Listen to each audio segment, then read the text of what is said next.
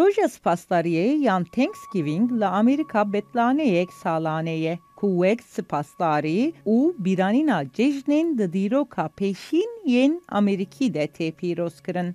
Jibo praniya Amerikiyan evroj bi tevahi serxwarın malbat u kefeye. Le pişwe gellek dirok, çirok u efsane hene. Çiroka heri navdar ya wampano ege. Ku eleke ji gelin resen yen ku bi hizaran salane li parzemina Amerika dijin.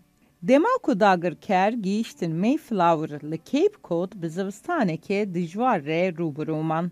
Yendin sağman, bi saya ku xwecihiyan xwarin danwan û serçandinî masî girtin û kanînên jiyanê rêdan berwan.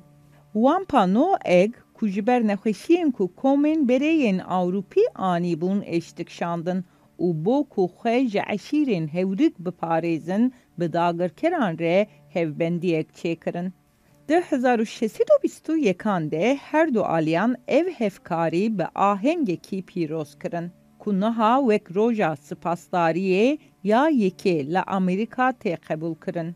Piştî zêdetirî 5 salan peymana hevkariyê têk çû û bu sedema kuştina bi hizaran gelên resen û kolekirina gelek ji wan.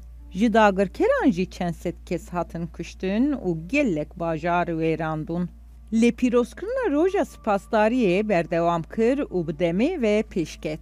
Armanc û şêwaza pîrozkirina roja spasdariyê di demê de hat guhertin. Ji George Washington bigire heya Abraham Lincoln ku 1863 de wî pênşema paşîn ya mijdarê wek betlaneyek neteweyî diyar kir. Serok Franklin Roosevelt jî 1939 de roja pênşema çara ya mijdarê wekî betlaneya fermî destnîşan kir. Ji bo hin Amerîkiyên resen roja spasdariyê nîşana mirin, wêranbûn û şîneye. Ji bo gelek Amerîkiyan jî ev roj wek roja spaskirinê ye. Rojek ji bo nimêj, xêrxwazî, meş û futbola Amerîkî ye.